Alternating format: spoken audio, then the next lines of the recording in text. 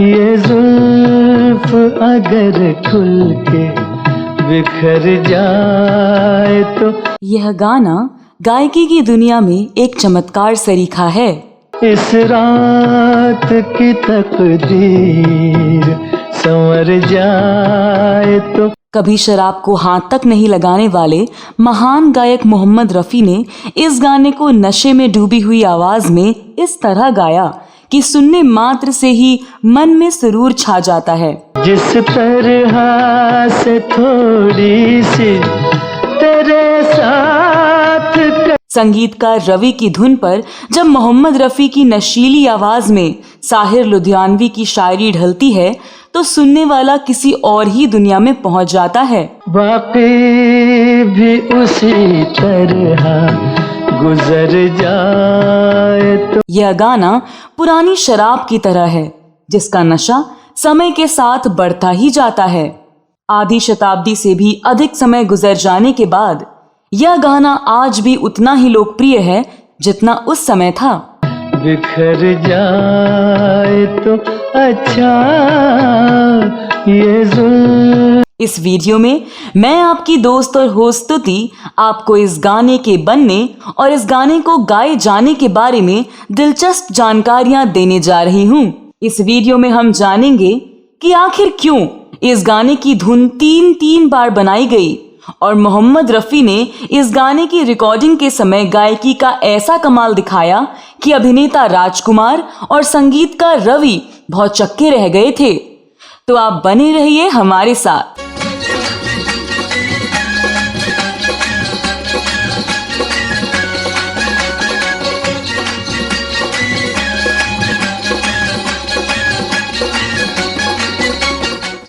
दोस्तों, यह गीत साल 1965 में रिलीज हुई फिल्म काजल का है जिसके कई गीतों ने खूब लोकप्रियता हासिल की थी और यह फिल्म बॉक्स ऑफिस पर हिट साबित हुई थी।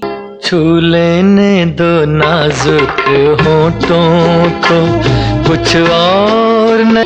तोरा मन दर्पण कहलाए, तोरा मन फिजा में रंग, नजारों में जान है तुमसे। इसमें मुख्य भूमिकाएं निभाई थीं मीना कुमारी, धर्मेंद्र, राजकुमार, पद्मिनी, हेलन, दुर्गा खोटे, टुनटुन, महमूद और मुमताज ने। दुनिया की निगाहों में भला क्या है बुरा। इस गाने के बनने के बारे में संगीतकार रवि ने बताया कि जब साहिर लुधियानवी साहब ने इस गीत को लिख लिया और मैंने इसकी धुन बना ली, तब फिल्म के निर्माता ने कहा कि पर्दे पर जब इस गीत को फिल्माया जाएगा उस वक्त हेलेन का नृत्य होगा। उन्होंने पहले ऐसा नहीं बताया था। ऐसे में इस गाने में घुंघरू की आवाज रखी जाएगी। दुनिया की निगाहों। साथ ही साथ फिल्म में इस गाने के लिए जो सिचुएशन बताई गई उसके अनुसार धुन को भी बदला। इस फिल्म के निर्माता थे पन्ना लाल माहेश्वरी और निर्देशक के तौर पर राम माहेश्वरी ने अपना योगदान दिया था। यह फिल्म गुलशन नंदा के उपन्यास माधवी पर आधारित थी। रवि साहब ने बताया कि जब इस गाने की रिकॉर्डिंग हो रही थी तब फिल्म के हीरो राजकुमार भी वहां थे। उन पर ही यह गाना फिल्माया जाने वाला था। जब रफ़ी साहब इस गाने को गा रहे थे तब उन्होंने कहा कि पर्दे पर तो मैं नशे में रहूंगा और नशे में गाने को गाऊंगा। आप इस तरह से समझिए कि मैं नशे में हूं और इस गाने को गा रहा हूं।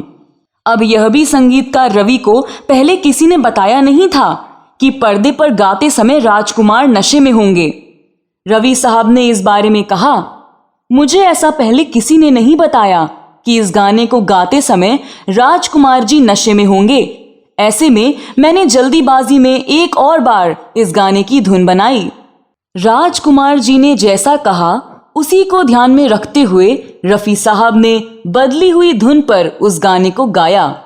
तब ऐसा लगा मानो कोई नशे में चूर व्यक्ति उस गाने को गा रहा है।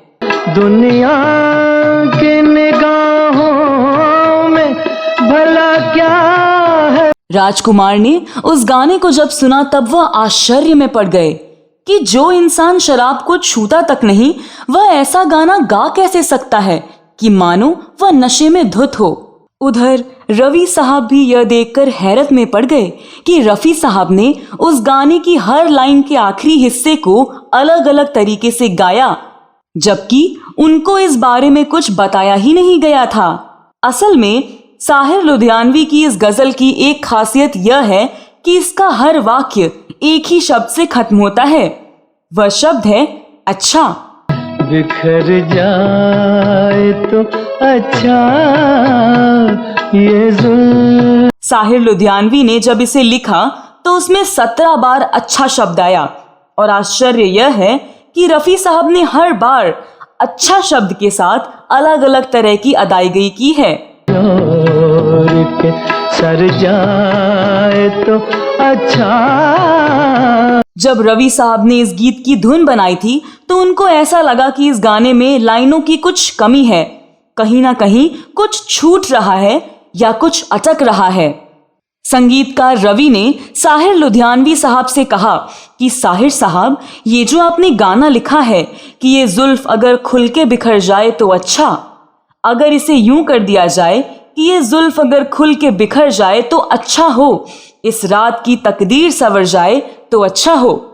जो लोग साहिर साहब को जानते हैं वह यह भी जानते होंगे कि उनको अपनी शायरी में किसी तरह का बदलाव मंजूर नहीं था। जो लिख दिया वह लिख दिया। एक बार का वाकया है कि स्वर सम्राज्ञी लता मंगेशकर साहिर साहब के लिखे एक गीत को गा रही थी। तब वह बार बार एक शब्द पर अटक रही थीं। तब लता मंगेशकर जी ने साहिर साहब से कहा कि उस शब्द को बदलकर कोई और शब्द कर दें। इस पर साहिर साहब आपे से बाहर हो गए और कहा कि आपका काम केवल गाना है, जो लिखा है वही गाना पड़ेगा। यह देखना पढ़े लिखे लोगों का काम है कि गाने में क्या लिखना है क्या नहीं लिखना है। इस बात को लेकर उनका लता मंगेशकर से ऐसा झगड़ा हुआ कि दोनों ने एक साथ काम नहीं करने की कसम खा ली थी। इस बारे में हमने एक वीडियो अपने चैनल पर प्रसारित किया है, जिसे आप यहाँ ऊपर दिए हुए आई बटन पर क्लिक करके देख सकते हैं। अब जब संगीतकार रवि साहब ने साहिर साहब से गाने की बोल में थोड़ा बदलाव करने के लिए कहा तो साहिर साहब ने फौरन कहा, बिल्कुल नहीं, गाने की बोल में अगर बदलाव किया गया तो वो मीटर से बाहर हो जाएगा, आपको धुन तो इसी पर बनानी पड़ेगी। बहरहाल रवि साहब ने दोबारा धुन बनाने की कोशिश की, लेकिन इस बार भी उनको हर बार लाइन को अच्छा शब्द से खत्म किया जाना खटक रहा था। अब साहिर साहब तो अपनी शायरी में किसी तरह का बदलाव करने से रहे। यह सोचकर उन्होंने मोहम्मद रफी साहब से कहा कि भाई मसला यह है कि इस गीत की धुन में अच्छा शब्द ठीक से बैठ नहीं रहा है। मैंने तो धुन बना दी है, अब आपको देखना है कि इसको किस तरह से पेश किया जाए। यह सुनकर रफी साहब हल्के से मुस्कुराए और संगीतकार से कहा कि आप मुझ पर छोड़ दीजिए। इसके बाद रफी साहब ने इस गाने को जिस तरह गाया उसे सुनकर रवि साहब तो वाकई रफी साहब के कायल हो गए। उतर जाए तो अच्छा ये वो। संगीतकार रवि साहब ने जब रफी साहब से इस गाने को सुना तो वह हैरान हो गए। उन्होंने रफी साहब से कहा कि रफी साहब, आपने तो कमाल कर दिया। मैं तो सोच भी नहीं सकता था कि ये गाना इतना खूबसूरत हो सकता है। सबसे बड़ी बात यह है कि आपने अच्छा शब्द को जितनी अच्छाई के साथ उजागर किया वह तो काबिल तारीफ है। दिल से उतर जाए तो अच्छा। तो दोस्तों, अगर आपने इस गाने को ध्यान से नहीं सुना तो पूरे गाने को ध्यान से सुनिए और रफी साहब की गायकी का आनंद लीजिए। कॉपीराइट कानून के कारण हम इस गाने को पूरा सुना नहीं सकते।